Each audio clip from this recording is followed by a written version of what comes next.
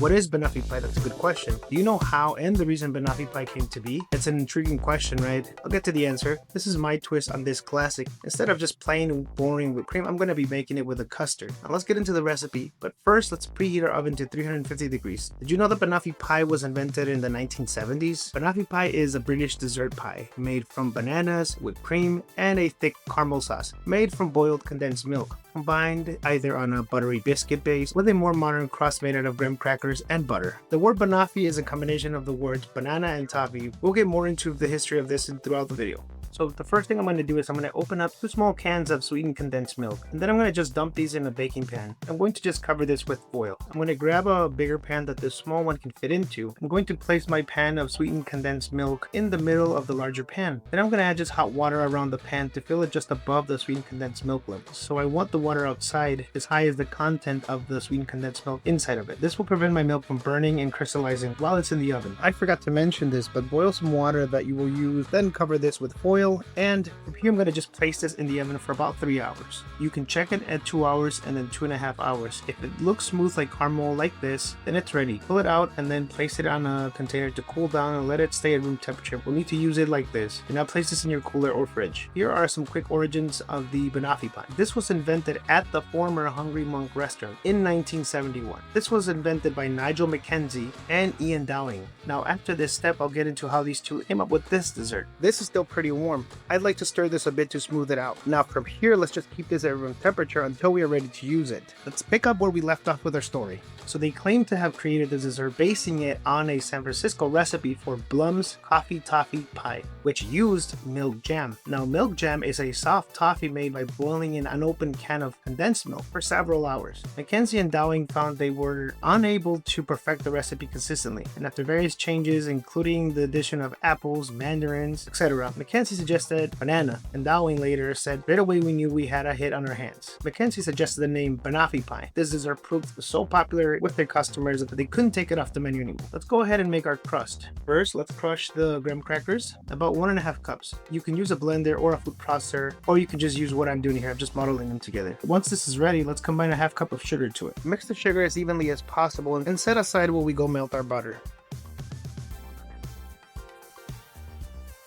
After this, place on a small soup pot or whatever you have available 6 tablespoons of butter, unsweetened please. Then just let the butter melt, but don't clarify, just melt it. Then I'm going to mix it in with the actual crumbs and sugar. Slowly mix the butter on low heat. We do not want this butter to burn, we just want it to slowly melt.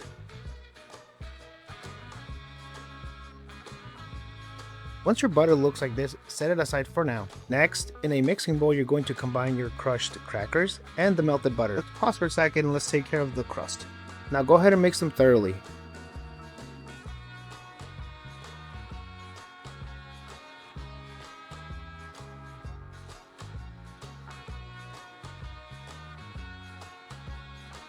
Add this mix to the mold and distribute it across evenly. Then press some of it to the sides of the mold just to get that crust evenly all over the actual pie tin. This is more of a personal preference. Just make sure to spread this as evenly as possible on the sides. You can make your bottom crust as thick as you want or as thin as you like. We're going to bake this at 350 for 8 to 10 minutes. Let's pause for a second, let's take care of the custard. Now let's make the custard. Step 1 is we're going to separate the eggs from the egg yolks. We only want the egg yolks. Let's place the egg yolks in a mixing bowl. In that mixing bowl, we're going to add 2 tablespoons of cornstarch, and we're going to just whisk these together until it looks smooth like this. Put this aside from now. In a soup pot, add milk, preferably whole milk, granulated sugar, heavy cream, vanilla, and a pinch of kosher salt. Allow this to warm up, but do not boil. When the cream is warm enough, like 115 to 120 degrees, add some of the warm cream to the eggs to temper them and stir fast. We're trying to prevent the eggs from scrambling. Then return the egg cream mix back into the soup pot. Bring this back to the heat and continue stirring without stopping until it has thickened like this. From here, place the custard in a flat pan and allow it to cool in the refrigerator. Let's continue with the story. The recipe was published by the Deep Secrets of the Hungry Monk in 1974, reprinted in the 1977 cookbook In Heaven with the Hungry Monk. Similar recipes were adopted by other restaurants through the world. In 1984, several supermarkets began selling it as an Americanized pie. Dowling stated that's his, leading Mackenzie to offer a 10,000 pound prize to anyone who could disprove their claim to be the English inventors. To finish our custard, we're going to just whisk it non-stop as it's cooling down a little bit here. Then from here, I'm going to just place it on a shallow pan for faster cooling.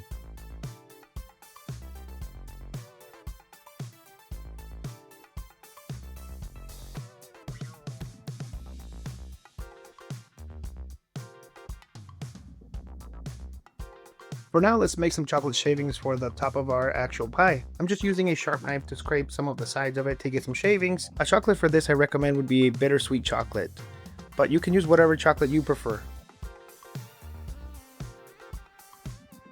Let's get into building this. First, let's make sure that our pie crust is cooled down enough, and we're also going to slice our bananas and grab our custard.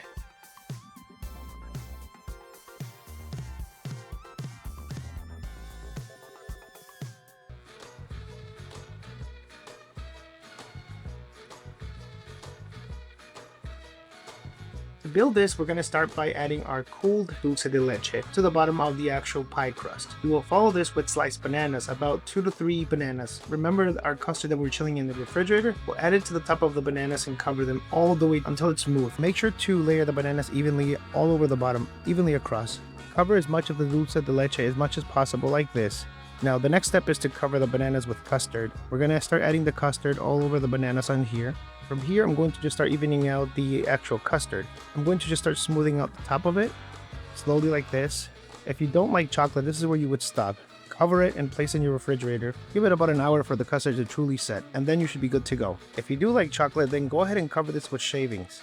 Now, thank you for watching this video. I really appreciate your time here. If you did like this video, please go ahead and like and share and subscribe. And I always appreciate your feedback. Now, if you made it to the end, I'm looking for topics and ideas. So below, if you have any topic or an idea that you want me to make a video about, go ahead and write in the comment section. I will create a video about it. Thank you for watching. Don't forget to subscribe and like this video if you enjoyed it. Now, because I'm going to add chocolate shavings to the top of it, I'm going to go ahead and just grab a dark chocolate. It's a bittersweet chocolate. That means it's a little bit sweet, but mostly a little bit more on the bitter side. It's going to contrast really good with the actual sweetness of the custard. I'm going to go ahead and just use a knife and shave this off like this. So you can see it doesn't take much. So that was the story of how this came to be a dessert.